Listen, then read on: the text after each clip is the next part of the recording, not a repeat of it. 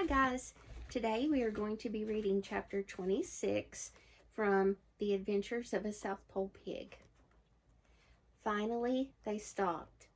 When Flora looked behind her, she couldn't see the camp any longer and their tracks were being covered by sleet. Oscar scratched around until he found a soft place in the snow. "I'll start digging here." "Is this the special place?" asked Flora. Sophia looked uncomfortable. The falling sleet made her blink.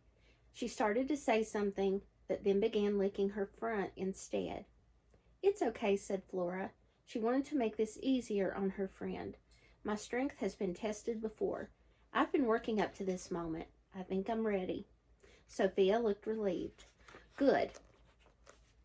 You have to stay away from camp in this one pig home for a few days." "Alone?"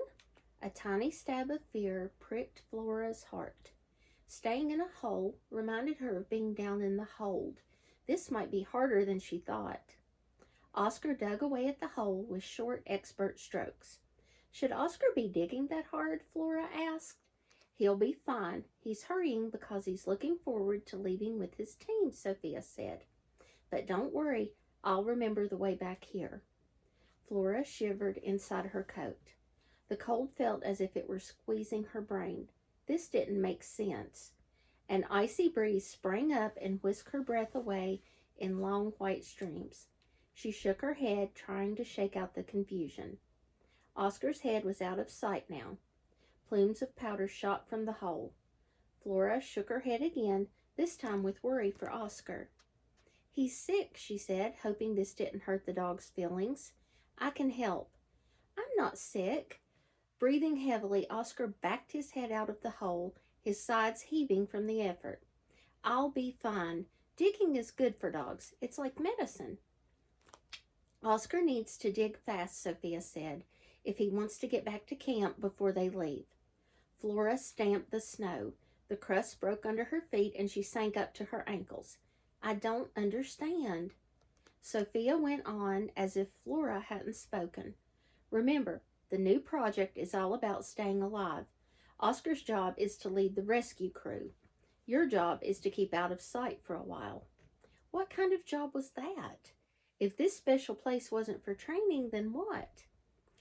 "Do I stink? Is that the problem?" Flora sniffed herself. Her hair smelled a little bit like dog from spending nights in the snow shelter, but that was hardly her fault. Oscar huffed and started digging again. Flora went on. "Everybody says pigs stink, but I have clean habits even if I don't lick myself all the time." "You don't stink," said Sophia. "Do you think I would curl up next to you every night if you were a stinky pig?" "I'll come back after the dogs have gone." "What? What are you talking about?" "Oscar, stop ignoring me." Flora's voice trembled now, but she didn't care. If he could hear her with his head inside the hole, he didn't show it. "Stop digging," she shouted into the wind. She moved to stop Oscar. Sophia stepped in front of Flora. "Oscar is saving your life," she said. "Don't you understand? You're in terrible danger." Flora sat down with a thump in the snow. "I'm in danger?" Oscar backed up and out of the hole to catch his breath. Flora continued. "I don't need a special place. For a sled pig, having an adventure is like medicine." Sophia gave her a pitying look. "They didn't bring you along to be a sled pig." "They didn't?" Flora looked at Oscar. "Nope," he shook his head. "If you're saying that because you're sick and you're afraid I'll take over your lead dog spot." Flora faltered and then went on. "You should know you don't have to worry. I won't." Oscar turned back to the hole. "I'll clean out the last little bit. It's almost ready." Flora jumped up. "Why won't someone just say what's going on?" "Calm down," said Sophia. "He's digging you a hiding place, a new home for a little while until the danger is past." "But I want us to face the danger together, like a team." Sophia glared at Flora. "I don't need a team. Remember? And I'm cold and wet. The business of trying to keep others safe is starting to put my whiskers in a knot." Flora paced in an angry circle. churning up the ice and snow under her feet. She paid no attention to the sharp edges nicking her legs. It was just like Sophia to forget how she needed help with the rats. I haven't been any trouble. Flora stopped pacing. Wait a minute, are you two trying to get rid of me? Oscar cleared his throat as if he wanted to say something, but panted instead. Yes, she understood now. You're afraid of me, both of you. You know I'm strong, and you think I'll take all the credit. Well, I can see through your plan, and I have another plan. Goodbye. Flora marched off with her head high in the air. Oscar's voice floated through the wind to her. Where are you going? Back to camp, Flora answered, without turning around. Then she realized she had no idea which direction camp was. She stopped and cast her head back and forth, trying to remember. Nothing was familiar, and everything was familiar.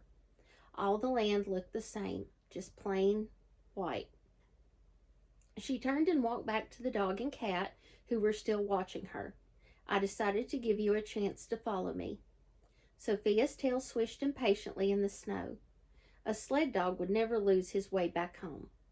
Flora looked at Oscar, who blinked and shifted his feet.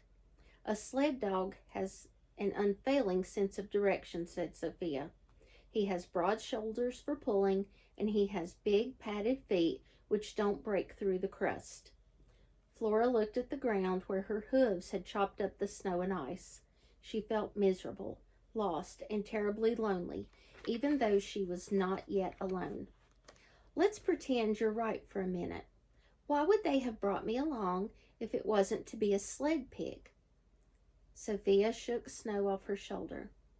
I didn't want to tell you because I thought you would figure it out for yourself. Figure it out.